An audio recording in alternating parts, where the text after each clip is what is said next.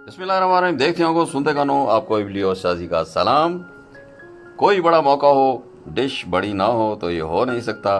बकरा ईद करीब है। आज की हमारी रेसिपी एक बड़ी डिश है, पख्तून डिश है, जिसे काबली पुलाव कहते हैं। पख्तून लोग अपनी डिशेस बहुत कम मसालों के साथ बनाते हैं और इसी खासियत की वजह से उनकी डिशेस दुनिया भर में मकबूल हैं। 2 या 3 मसालों के साथ आखिर वो इतनी मज़ेदार डिशेस कैसे बना लेते हैं। आए आज उनकी काबली पुलाव की डिश को बनाते हैं, वो भी 2 या 3 मसालों के साथ, और देखते हैं आखिर इसमें कितनी सच्चाई है और वाकई में ये डिश जिस तरह दावा किया जाता है मज़ेदार बनकर तैयार होती है। तो चलें फिर मिलकर बनाते हैं काबली पुलाव। काबली पुलाव बीफ मटन के साथ बनता है। बड़े बड़े पीसेस इस्तेमाल किए जाते हैं, हड्डियों के साथ, चर्बी के साथ पख्तून लोग बनाते हैं। हम इसे हड्डियों और चर्बी समेत बनाएंगे। बोनलेस है तो इस्तेमाल कर ले, चिकन का भी बना सकते हैं। काबली पुलाव में बोटी का साइज बड़ा रखा जाता है क्योंकि तोड़ने पर जब तक रेशे न बने मज़ा नहीं आएगा। हम 1 किलो गोश्त बीफ इस्तेमाल करेंगे।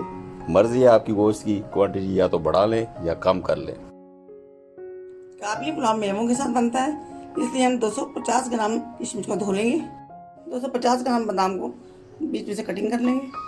किशमिश और बादाम को आधे घंटे के लिए पानी में भिगो देंगे। 1 किलो बासमती चावल को अच्छी तरह से धो के भिगो देंगे आधे घंटे के लिए। 1 किलोग्राम से ज़्यादा बीफ का गोश्त हमारे पास फ्रीज्ड है, उसको हमने बाहर निकाल लिया है। अनफ्रीज करने के लिए उसको उस पर गर्म पानी डाल देंगे। हमने अच्छी तरह से उसको अनफ्रीज कर लिया है। इसको एक ट्रे में ले आएंगे। ये देखिए, चर्बी और हड्डियों समेत गोश्त इस्तेमाल करेंगे। पख्तून लोग इसको हड्डियों और चर्बी के साथ इस्तेमाल करते हैं। ये 1 किलो हमारे पास बीफ है, इसको हम काबली पुलाव में इस्तेमाल कर रहे हैं। इसमें हम तकरीबन 2 लीटर पानी डालेंगे,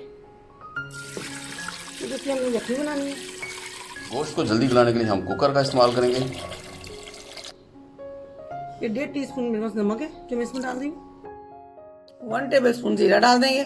चूल्हा ऑन करेंगे और कुकर को 30 मिनट का प्रेशर लगाएंगे। इसी दौरान हम प्याज, टमाटर और गाजर की कटिंग कर लेंगे। 30 मिनट गुजर गए हैं। अब हम सीटी हटाते हैं, ढक्कन खोलते हैं और हम चेक करते हैं गोश्त हमारा गला है कि नहीं गला। चम्मच चलाएंगे। अब हम अपनी गोश्त का एक पीस निकाल के चेक करेंगे गोश्त हमारा गला है कि नहीं।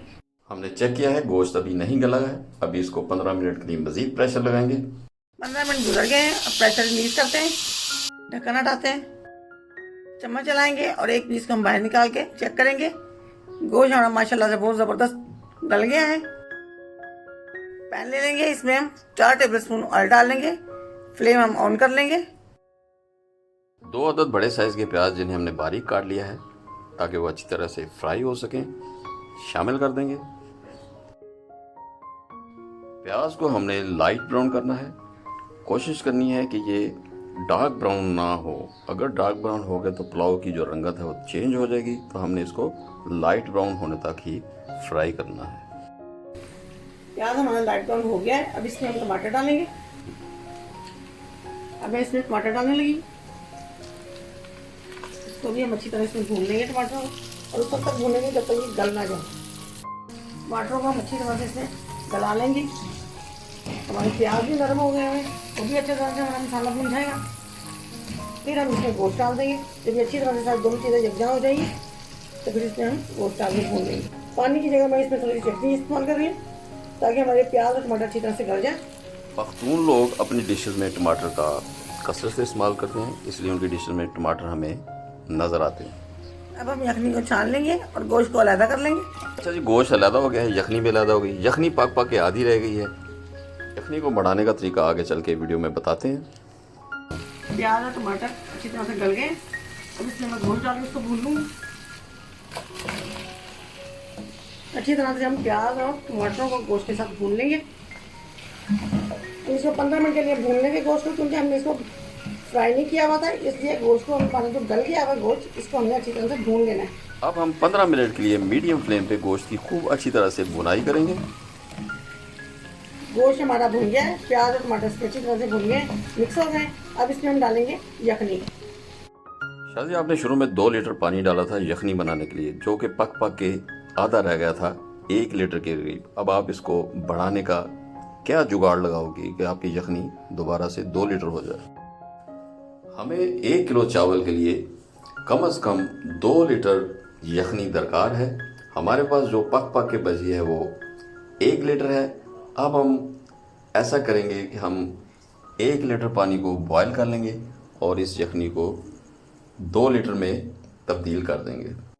1 लीटर पानी को हमने बॉयल कर लिया। अब इसको शामिल कर देंगे यखनी के अंदर। तो यखनी को हमने 1 लीटर पानी बॉयल करके डबल कर लिया है, यानी कि 2 लीटर यखनी हमें चाहिए थी, वो पूरी हो गई। तो मैं इस यखनी इसमें डालने लगी हूँ।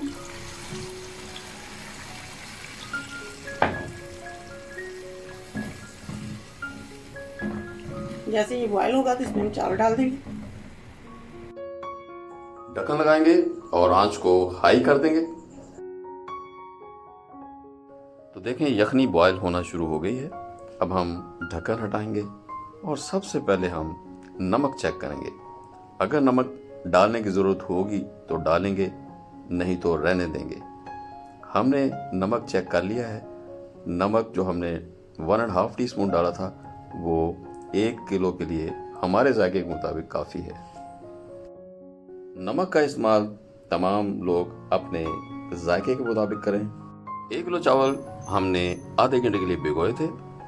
पानी को हमने निचोड़ दिया है। चावल अच्छी तरह से पानी पी चुके हैं और उनमें सफ़ेदी भी आ गई है। अब हम चावल शामिल कर देंगे और पकने देंगे।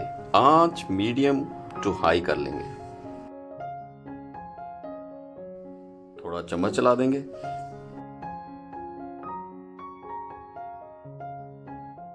अब हम इंतज़ार करेंगे जब तक कि चावल अच्छी तरह से खुश्क ना हो जाए। दूसरी तरफ हम जो चीज़ें हमने पुलाव के ऊपर डालनी है वो तैयार करते हैं। पैन ले लेंगे, फ्लेम ऑन कर लेंगे, 2 टेबलस्पून ऑयल डाल देंगे। मेवे जो हमने भिगोए थे पानी में छोड़ देंगे। ऑयल गर्म हो गया। मीडियम साइज़ की 4 गाजरें इनकी हमने जूलियन कट कर ली, वो डाल देंगे। फ्राई कर लेंगे, नरम करना है इसको। 3 मिनट के लिए हम फ्राई करेंगे।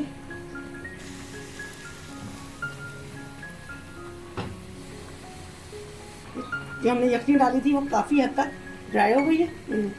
अब हमने उतनी यखनी जोड़ी है जिसमें हमारे ये चावल गल जाएंगे। अब मैं फ्लेम को मीडियम करूँगी और ढक्कन लगा के इसको पकने के लिए रख दूँगी। ढक्कन लगा देंगे, फ्लेम मीडियम कर देंगे। कितनी देर के लिए? जब तक हमारे ये चावल गल जाते हैं और बिल्कुल यखनी खुश्क हो जाती है। 3 मिनट के बाद गाजर हमारी बिल्कुल फ्राई हो गई है। अब मैं इसको निकालने लगी हूँ।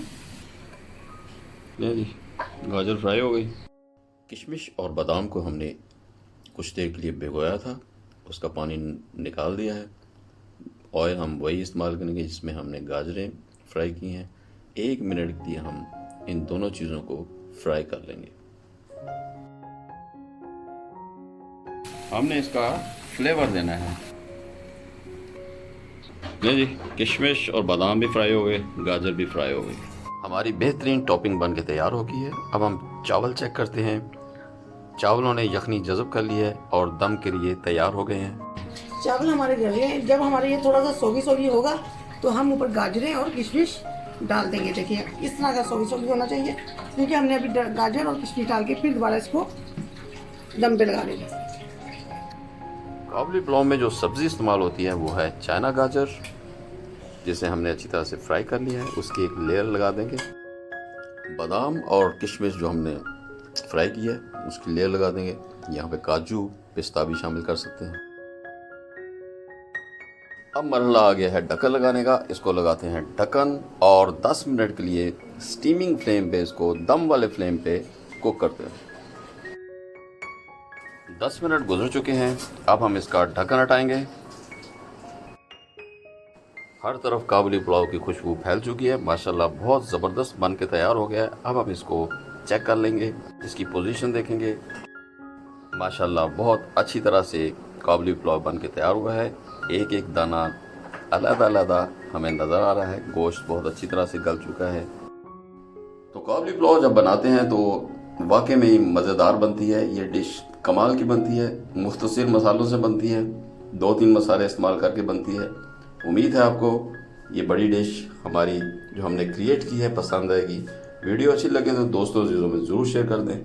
फिर मिलते हैं किसी ज़बरदस्त सी बोम्बास्टिक सी अनोखी सी यूनिक सी रेसिपी के साथ। तब तक के लिए इबली और शाजी को इजाज़त दीजिए। अल्लाह हाफिज़। और फिर जब हमने टेस्ट किया तो लब बोल उठे, Very tasty.